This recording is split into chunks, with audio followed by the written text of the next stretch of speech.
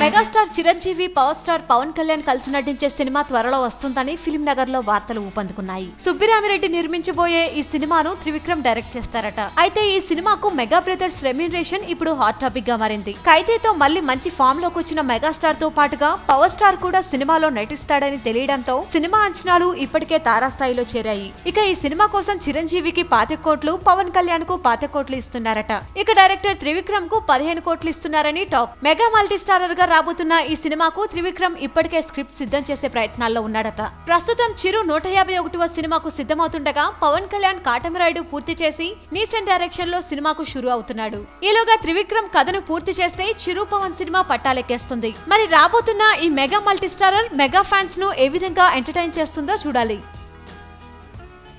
వీలైతే లైక్, కుదిరితే కామెంట్ పెట్టండి.